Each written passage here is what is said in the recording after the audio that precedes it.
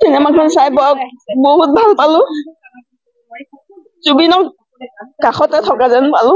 বহুত আবেগী হৈ পৰিছো। সকলো ৰাইজে আগ্ৰহেৰে চালে জুবিন আমাৰ মাজত সদায় থাকিব, সদায় জীয়াই ৰাখিম আমি। তেওঁ আমাৰ কাষত সদায় থাকিব। আজি বৰ ভাল পাইছো চাই, বহুত দুখেৰে চালো, চকুৰ পানী টুকি টুকি চিনেমাখন চালো।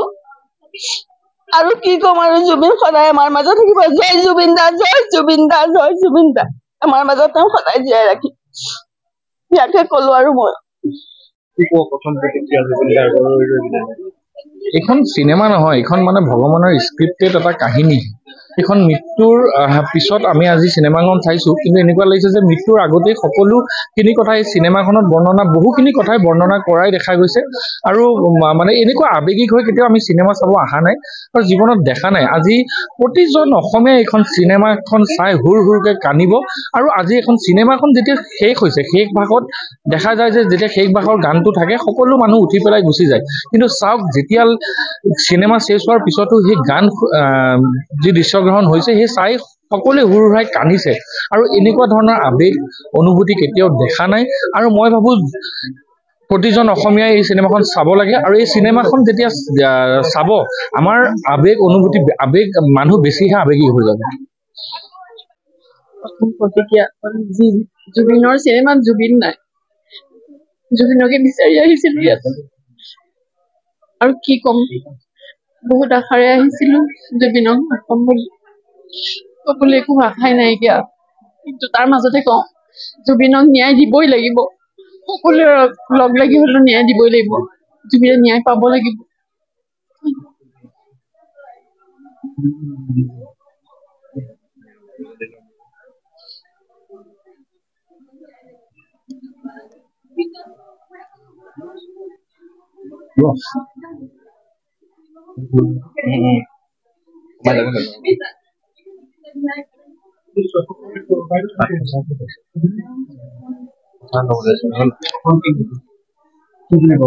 দাদা আমাৰ মাজত ইমান দিনে হৈ গ'ল, আজি দেখা পাইছো,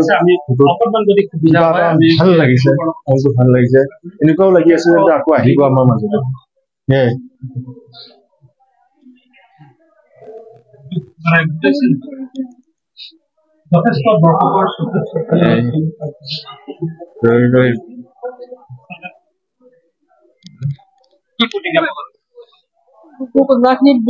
কৰিছো আৰু কি কৰিম, বহুত দুখ লাগিছে। তেওঁ ন্যায় বিচাৰিছো। অন্তিমবাৰৰ বাবে তেওঁক দেখা পালে।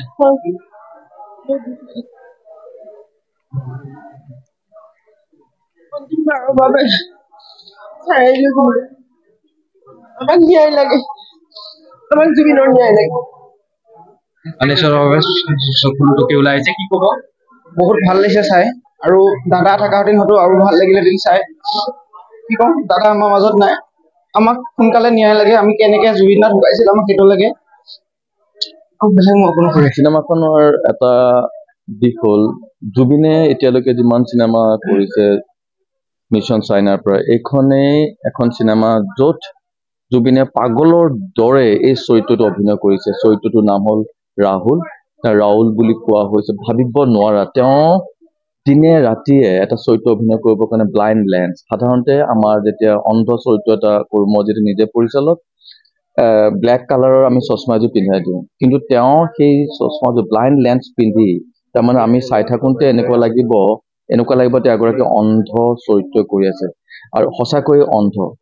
সেই দৃশ্যখিনি চাওঁতে তেওঁ এটা বিখ্যাত সংলাপ এটা তাতে কৈছে, মই অন্ধ নহয়, আই এম এন আৰ্টিষ্ট। চ' সাংঘাতিক ধৰণৰ এটা সংলাপ ক'লে। বৰ্তমানৰ সমসাময়িক যিসকল আৰ্টিষ্ট আছে, তেওঁলোকে এই অৰ্থটো বুজি পালে ভাল হয়। কিন্তু মোৰ দুখ লাগিছে, এটা তেওঁ জীৱিত কালত জুবিনৰ যি আদৰ্শ চিন্তন আমাৰ অসমৰ বুদ্ধিজীৱীসকলে অধ্যয়ন কৰিব লাগিছিলে, সেই ধৰণে অধ্যয়ন একেবাৰে নকৰিলে। তেওঁৰ ওপৰত এতিয়ালৈকে এখন গ্ৰন্থ কোনেও নিলিখিলে। তেওঁক সেই সময়ত মোৰ এনেকুৱা লাগে যে বহু লোকে তেওঁক উপলুঙা কৰিলে। কিন্তু এতিয়া তেওঁলোকে কিতাপ লিখিবৰ কাৰণে, তেওঁৰ আদৰ্শ চিন্তা কৰিবৰ কাৰণে তেওঁ নাইকিয়া হৈ যোৱাৰ পিছতে আগবাঢ়ি আহিছে। জুবিন গাৰ্গৰ এই চিনেমাখন জুবিনৰ কাৰণে, জুবিনৰ অভিনয় ইমান পাৱাৰফুল হৈছে যে মই ৰাষ্ট্ৰীয় আৰু আন্তঃৰাষ্ট্ৰীয় পৰ্যায়ৰ এগৰাকী সমালোচক হিচাপে সেই চিনেমাৰ যিখিনি মই দেখা পাইছোঁ সেই চিনেমাৰ মানদণ্ডত বনাইছে প্ৰডাকশ্যন কষ্ট যিমান হৈছে মানে 5 কোটি 6 কোটি টকা ইনভেষ্ট কৰিছে বাকী তোমাৰ বাহুবলী হওক বা আন যিসমূহ RR চিনেমা আছে বা KGF চিনেমা আছে সিহঁতৰ যি প্ৰডাকশ্যন ডিজাইন মানদণ্ড সেই একেধৰণৰ মানদণ্ড মই দেখা পাইছোঁ বহুত দিনলৈকে এই চিনেমাখনে এটা ইতিহাস ৰচিব বুলি ৰিয়েল লাইফ আৰু ৰিল লাইফ দুইটাই যেন ইয়াত সম্পূৰ্ণ মিলি গৈছে ৰিয়েল লাইফ আৰু ৰিয়েল লাইফ মিল আছে মিল এইটো কাৰণে আছে কাৰণ জুবিনে সাগৰক বহুত ভাল পায় সাগৰৰ মাজত সাঁতুৰিব বিচাৰে ইয়াতো চিনেমাখন সেইদৰে শেষ হৈছে